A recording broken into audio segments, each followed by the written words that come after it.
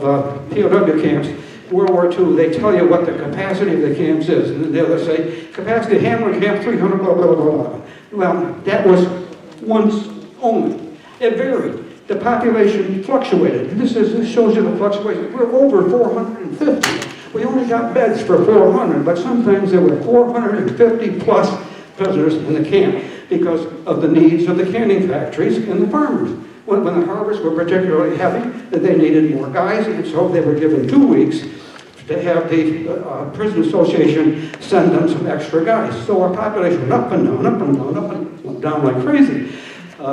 Most of the time, anybody assigned to a prison camp was assigned there for 6 months only. At the end of 6 months, the government required that they be moved to another camp because they were, you're getting too friendly, too noticeable. But they know their way around here. I mean, we're going to have escapes if we don't watch out. So they kept moving them until Duffy Mott's bitched. I could complain. They said, my gosh, every time we ask for a dozen guys, you give us a different dozen guys. We spend most of the night training them. He says, can't we have the same guys all the time? And so they had a big meeting in Washington, and they changed it. And a few canning factories and a few farmers were allowed to have their permanent crew. And I was lucky enough to get a hold of a guy who was in a permanent crew.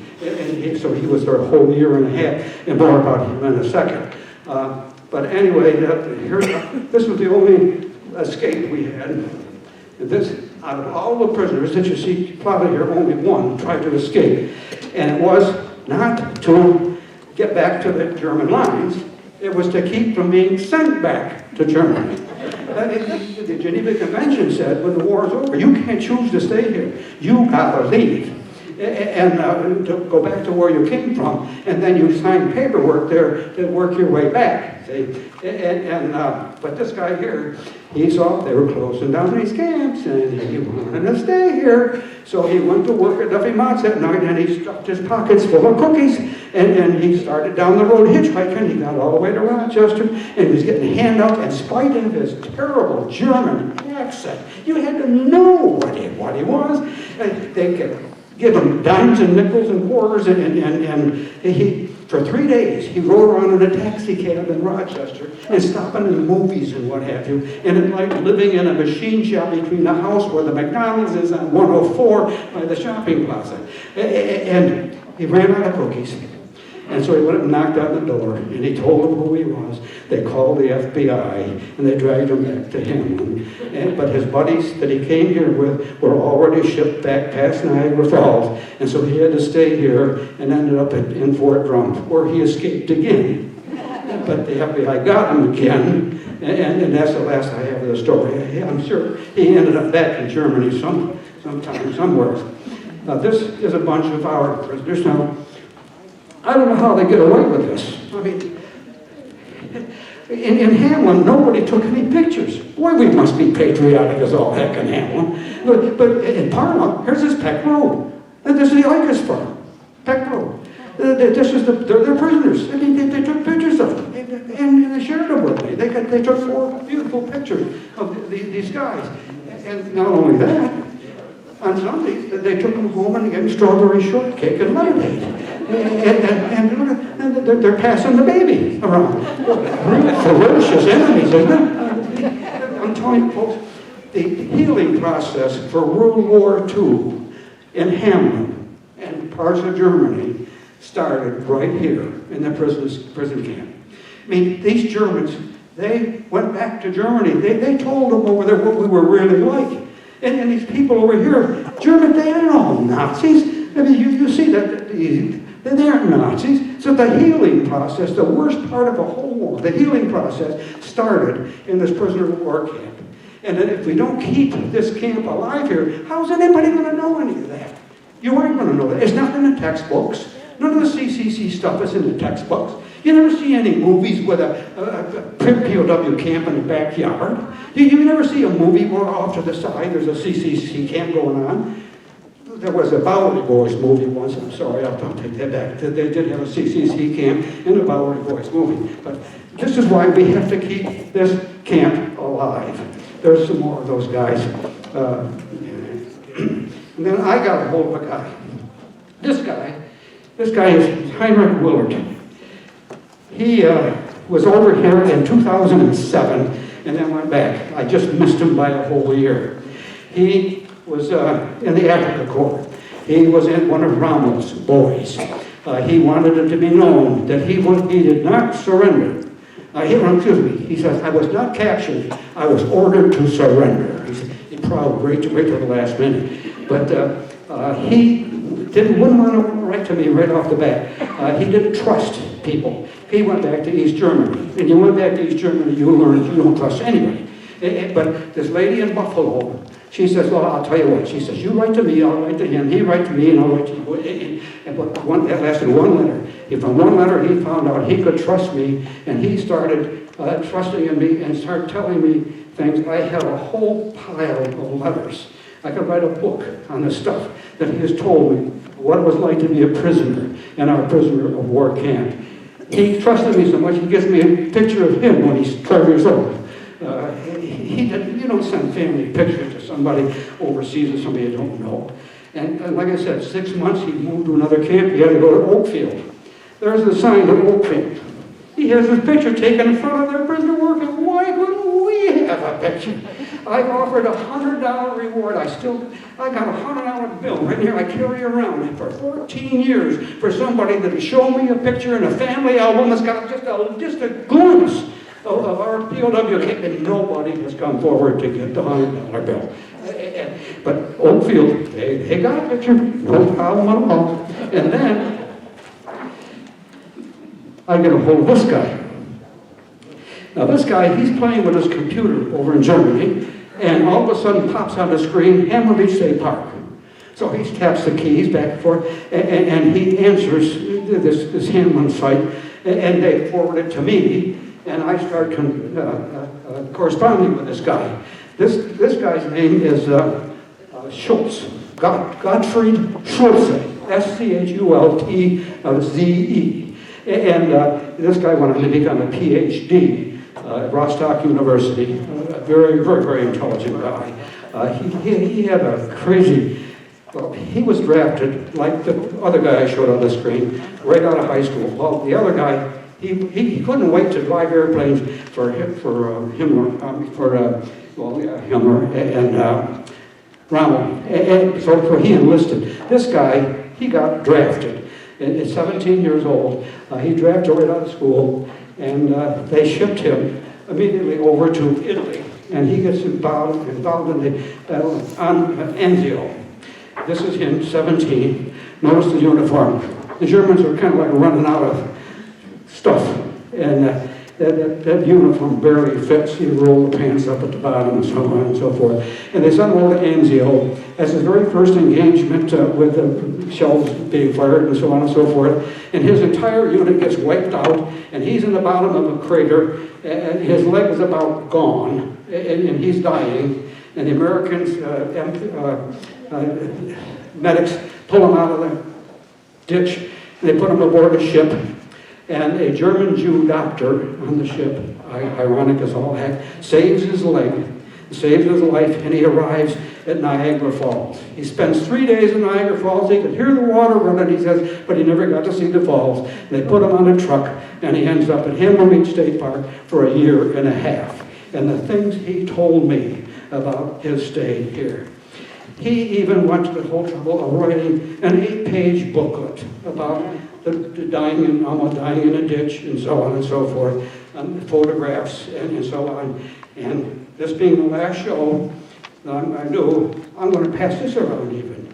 I don't have anything to protect it or nothing, but in all due respect to Gottfried Schultze, I want everybody to have a chance to at least touch this thing and see it, because it's another example of the healing process for World War II taking place right here in our own little piece of property, our own little real estate.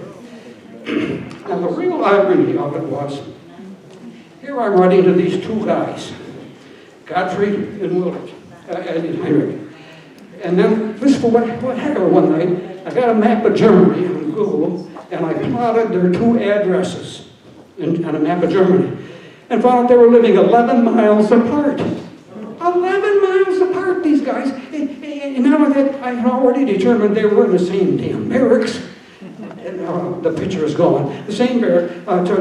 Heinrich was on the very end, and Gottfried was in the middle of the same barracks. And at the same time, for 5 months, they had to walk by each other, but they never were introduced to each other. They never knew each other. And here I'm writing to them for all these years, and finally plot their addresses, and lo and behold,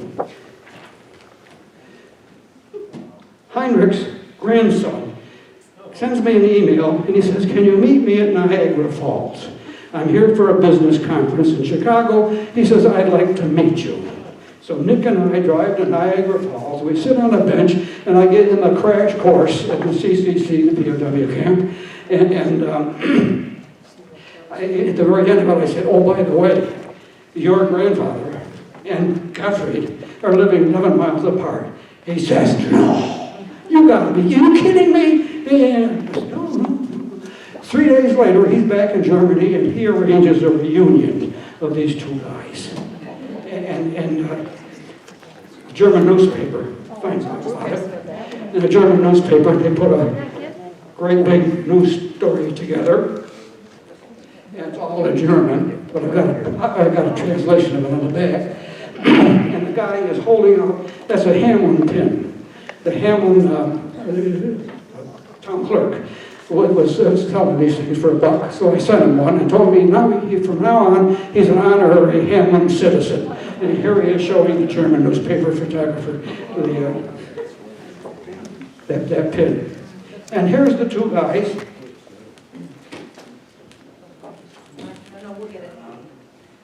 Thank you very much.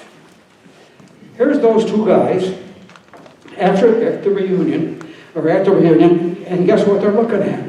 Your page number 1. They're studying your page number 1, and then page number 2 with the barbed wire drawn in, and they ended up being real good buddies. When they passed away about 2.5 years ago, both of their grandsons wrote me a nice letter telling me how much the two of those guys appreciated having been brought together and to correspond with me all those years to relive those nice memories they had when they were over here in the United States. And now, let me, so the pizza resistance,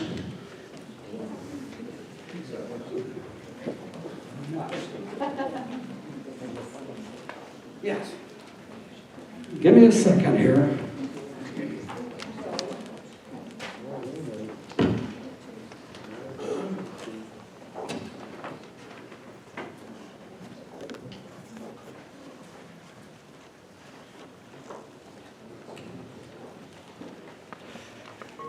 I just put that picture together because just this past week, after getting this bunch of stuff from Mary Smith at her grave site, I learned that this guy here, this is the one in her book she calls Mr. S.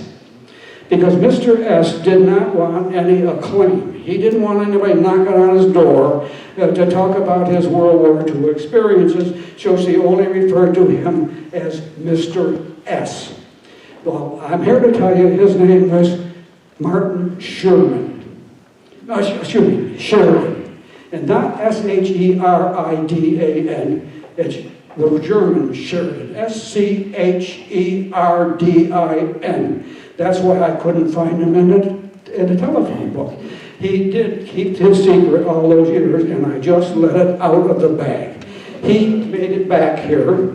He did 5 years worth of paperwork to get back here. And he had a sponsor. He had a sponsor over on Redmond Road. Mr. and Mrs. Martin on Redmond Road in Clarkson. And when he went back to Germany, that's a different guy. So he went back to Germany, started the paperwork, and he made it back here, and he retired from here. His sponsor was the farmer he worked for, got him a job working for a tool and die company who made parts for Eastman Kodak Company. He retired here. He said the company sent him back to Germany 3 times. And he said, good for a visit. He said, but it was always good to get back home. He's became an American. He still has sons that live here in the Kendall area. I won't divulge where, just leave that out. But last week I found out that he was in barracks number 3. So was he, and so was he. This guy here was one of the last 12 to leave the Hamlin camp before they closed it down in 1946, the first week. So was he. So the two of those guys had to have known each other. This guy left before he got there, but this guy knew this guy, and this guy had to have known this guy. And if only I could have known this earlier, so that I could have told these guys there was another guy that we're conversing with from the same damn barracks. Now, I put this to you guys in the audience. It's the first time I've been able to say this, and it'll be the last time. There were over 400,000 German POWs. And we're going to get to talk to only 4 out of 400,000 plus German POWs. What is the likelihood of the 4 we get out of 400,000 going to be 3 guys who were in the same damn barracks, and 2 of the guys in the same barracks at the same time, and 2 of the 12 that closed down the camp? What is the odds of that happening? Now, you talk about miracles and wonderments that happen in this site. That has got to be the epitome, and that's what we found out last week. It's just plain amazing. I haven't never looked at my watch. Yeah, you got 20 minutes. Holy smokes, it's only an hour and 15 minutes. Wow, I did it. Woo. I've got time for questions. Any questions out there? Anybody want to ask? Hey, bravo.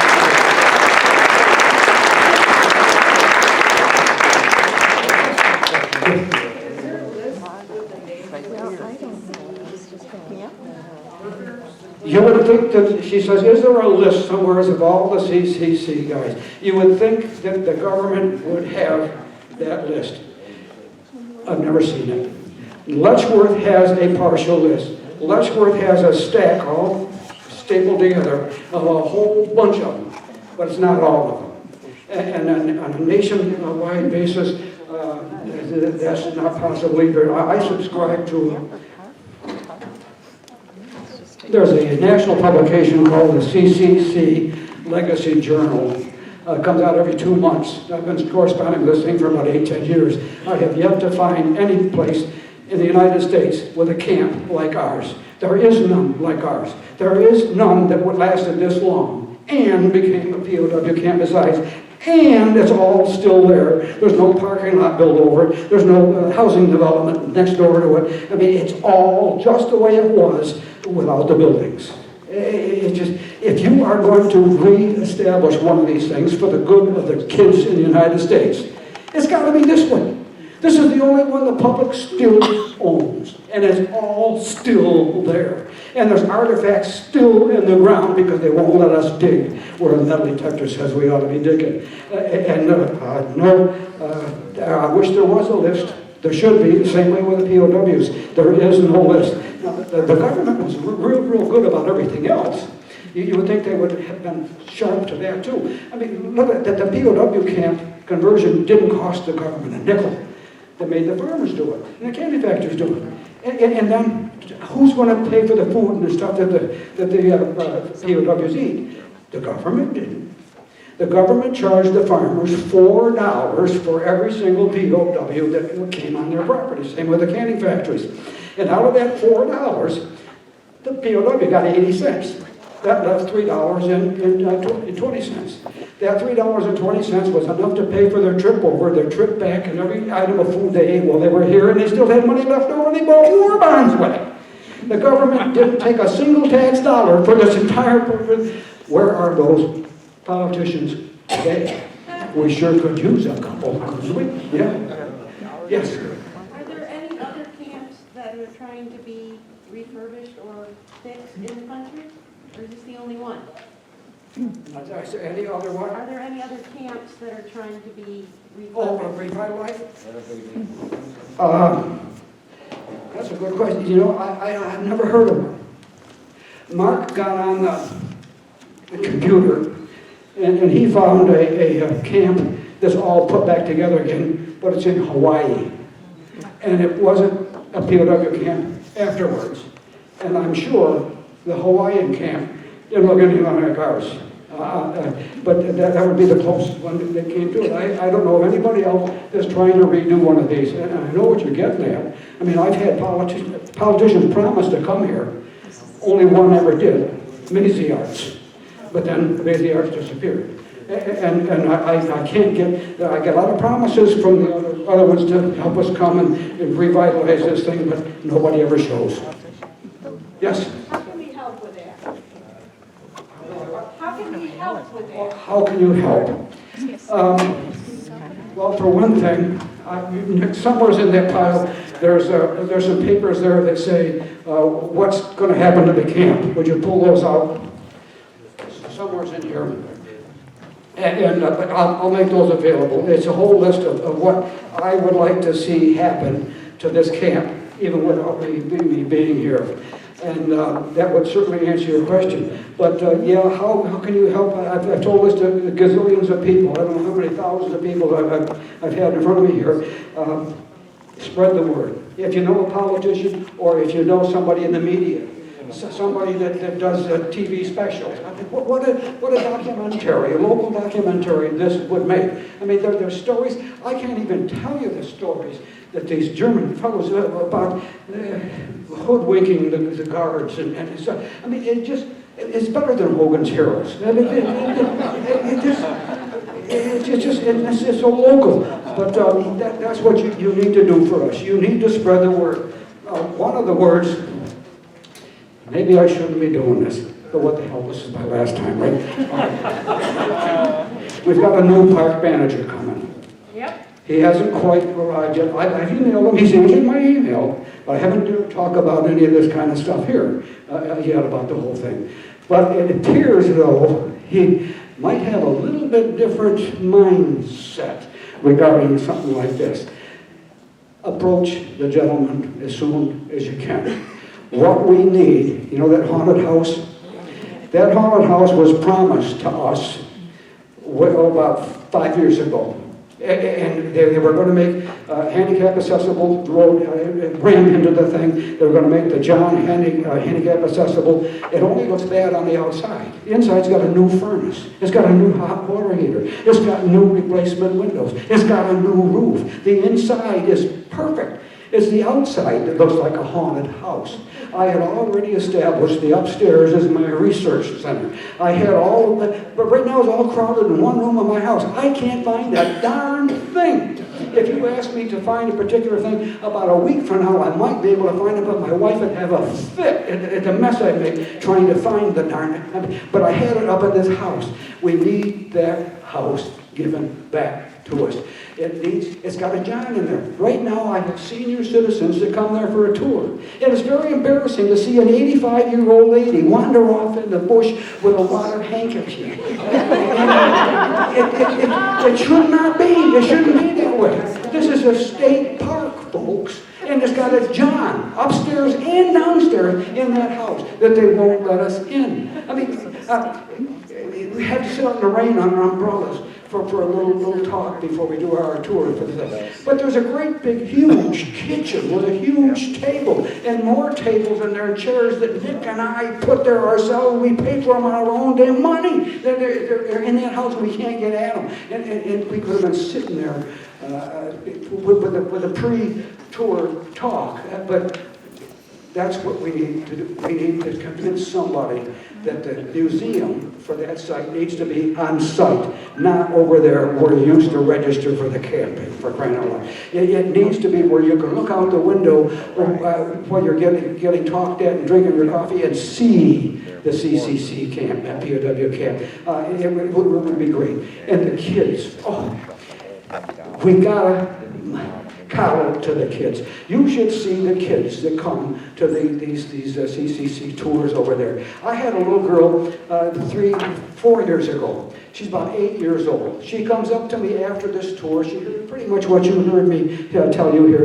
At the end of the tour, she comes up to me and she says, Mr. Evans, she says, with all the stuff we see on television these days, she says, sometimes I don't know whether I should tell anybody I'm an American or not. She says, but today, she says, I'm proud to be an American.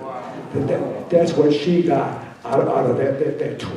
For the kids, we got to preserve this thing. They don't get this in school. They got no idea about that kid with a hand in his shirt playing Napoleon with a grin on his face. They were supporting the whole. They have no idea that happened. Now, all they think of is the prison camp. They see nothing but grief and horror and terror. But these guys here in the prison camp, the healing process, and that's what we need to promote. The biggest thing you can do is to get that house, which they said that the reason they all of a sudden took it away from us, they said the walls in the cellar are cracked. It would cost $800,000 or $80,000 to have.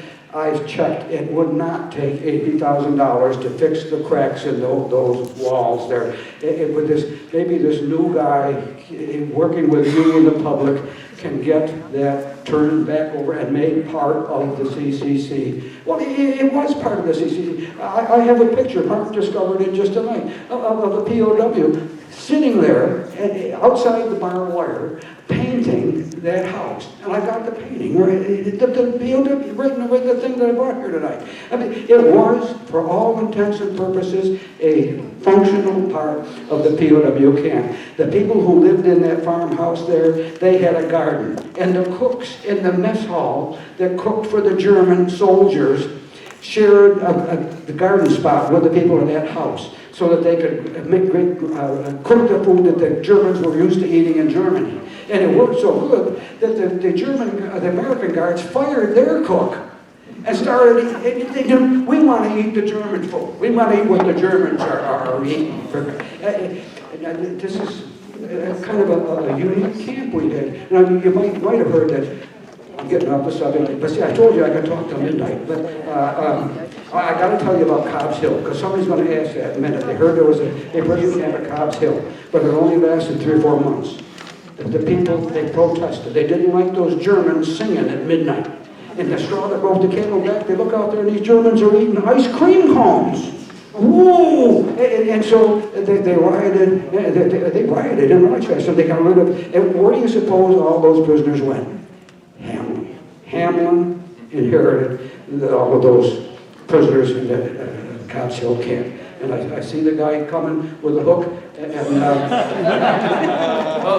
Let's take one more question. Okay. How long? Go ahead. What do you got? Pick them out, Ed. Anybody got a question? Yeah, they all have them. I'll stay way in the back. I figure he's never going to get a chance to ask a question. Right there. Right, tell him. Keep the answers short. We can ask you a couple. Okay? Yeah. Everybody knows me as the local undertaker, the last guy to let you down. But Mary Smith was a very good personal friend of mine when I served as Parma historian for quite a few years. And those that don't know her history, she came here from Pennsylvania, and she was helping one of her children with a school project, and she found there was not one word in print about Hamlin's history and what that woman did to make that a falsity. And this guy right here has done just as much and a little different level than Mary did, and I think it was real appropriate that you dedicated your last program in her honor and memory. Thank you. Thank you very much.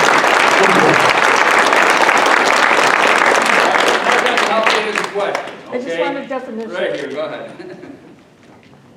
So on one of the maps, it says Oakfield Lager, and they called the camps with the name of the camp, and it says Lager after it. What does that mean? Lager means prison camp. Really? Yeah, that's what Lager meant. In Lager German? was a prison camp. Yep. In German? Yep, that's German. Okay, because Yep. we know it as beer. Another one. Thank you. Right here in front. Yes. Has any word ever been spoken again to recreate something like the CCC for our country? Keep it short.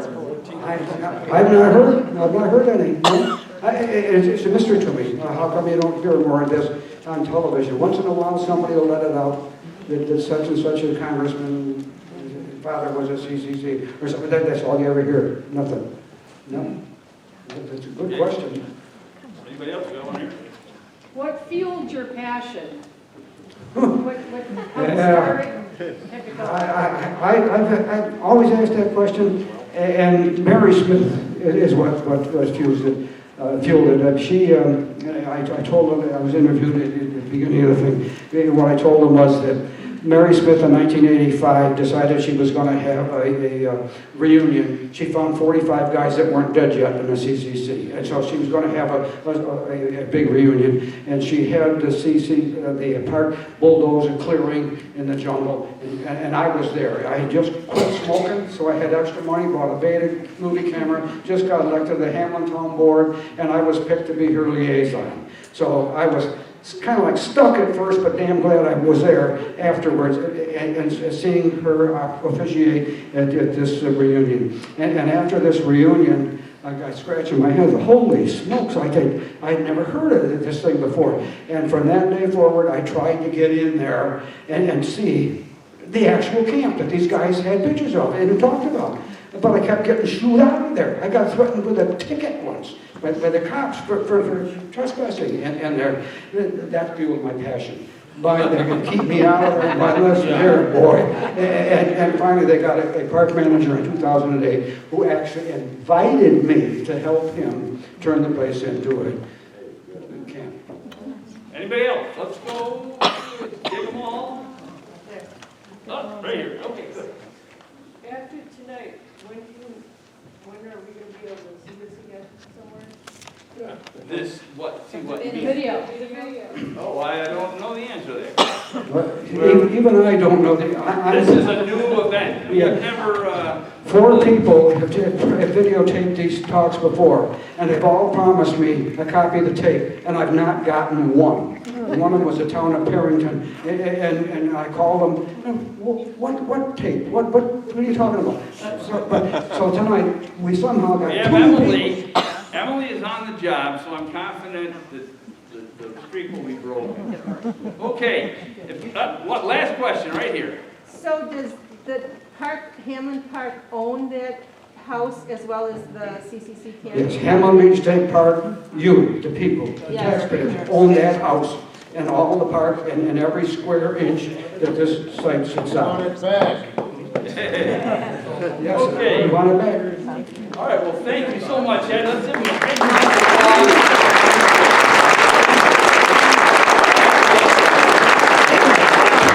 Everyone's stay and socialize. There's some cookies up here.